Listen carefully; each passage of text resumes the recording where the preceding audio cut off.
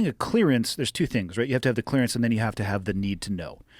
So you could view him saying we were not read into another program as something that would be conspiratorial, or you could view it as like one program didn't necessarily have something to do with the other one, so there's no need to actually read them in. I'm not saying that's the case, but I'm fascinated to understand. It sounds like what he is saying is that the United States military is nesting that program, the program to go recover, and I would be fascinated to know how they are doing that invisibly. I mean, we're talking aircraft. We're talking identification early on, aircraft moving teams, and this. You know what I mean? Like, there's a lot of shit. Right. I'm not saying it's impossible. But there are people that are coming forward, so it's not like they're totally being quiet, which is sort of they're in coming line forward with with human a piece. nature. They're coming forward with a piece of a pie. I'd be fascinated how all the pieces of the pie fed together. I'm not saying what he's saying isn't true. Exactly what I said. But watching that, actually, for me, with my limited understanding of some of the stuff he was talking about, I have more questions that I would want to ask him. Yeah, I would want to ask him too. We got to get him. Got to get him on here. I bet he would come on here. I'm just going to go on. If they get David Grush on here, that would be a badass podcast.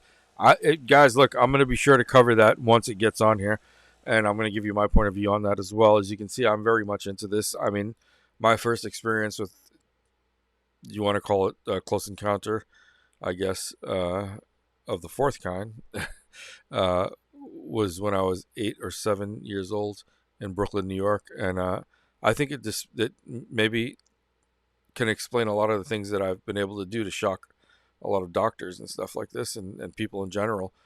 And I think that's why they don't allow me to say certain things as much. I know it sounds kind of hokey and pokey, but I'll be putting more stuff out about that. And I don't know why, for 20 years now, I've been putting things out and they still limit the amount of people. I think I have 95 people that are subscribed and get maybe 1 or 2 views a month or something like this.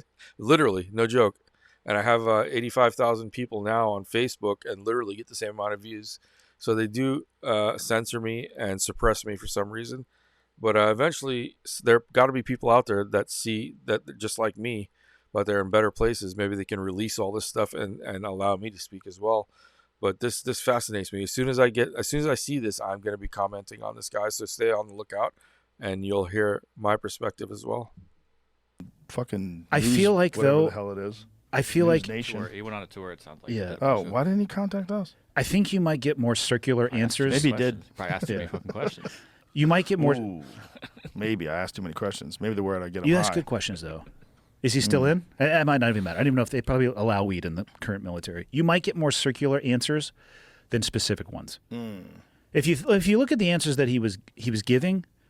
And again, I'm not trying to discount what he's saying. And I personally, like I have said many times, I think it's improbable that we're alone. He was speaking in generalities and not specifics. He was talking about other people's experiences, less his own. Yes, that's a good point. And that's what my question would be.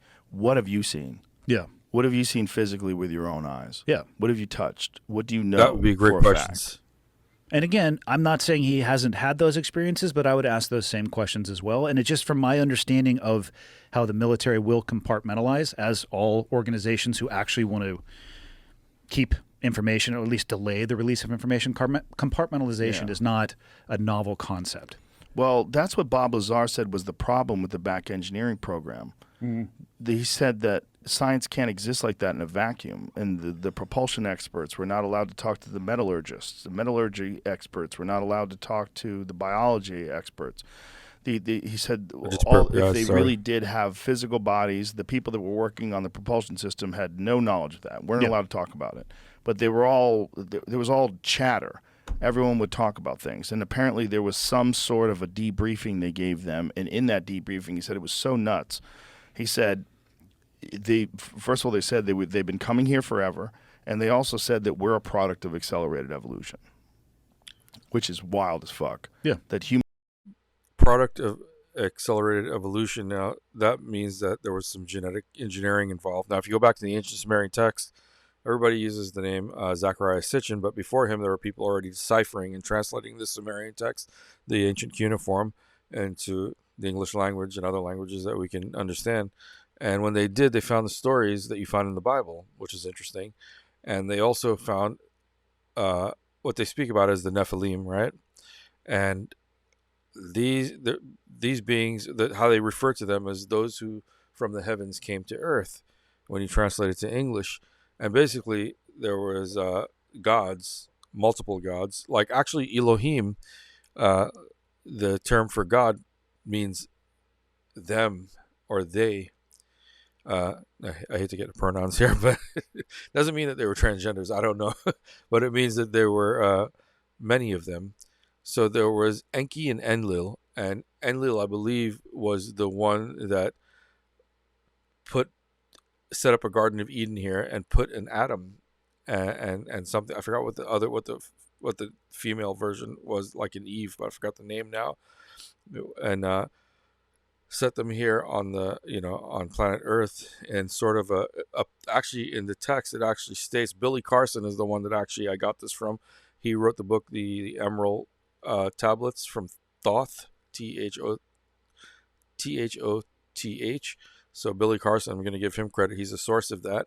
Now, he said that in the Garden of Eden, in the version of the Sumerian text, that they had a guarded place that was the Garden of Eden, meaning they were guarded with soldiers and weapons. You couldn't leave the Garden of Eden.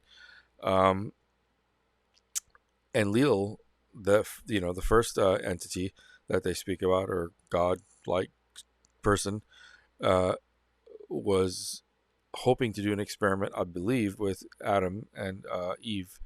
And I can't remember Eve's actual name in that book, but I should remember that. I don't know if it was Sarah, but I can't remember. But what ends up happening, just like in the Bible, Enki, the other scientist, kept speaking to them, and he felt sorry for them, realizing that they didn't have knowledge of what was going on. So he came and spoke to them and explained to them their situation, and they have rights. Basically, it was almost like any of the stories that we see where, they have robots and we have to give them rights and equal rights and things like that. Same story we've seen over here in many situations with race and everything else. But Enki felt sorry for the Adam and Eve and said, look, you guys have your own rights. You don't have to stay here. You could leave. And they snuck out, and they were able to leave. And I believe that Enlil became angry at Enki, and the story goes on, and it's very similar to the story of the Bible, but it's slightly different way. It's like it's been changed, through the grapevine. Things have been changed. So when they say this, that's why accelerated engineered that we were. That's where that comes from. It has to make sense. This is 6,000-year-old information. So the more I think about it, the more plausible that it sounds. Look, we can genetically engineer stuff today, Human beings in general, why we are so different from all the other primates. I mean, that's always been the fucking conspiracy theory folklore.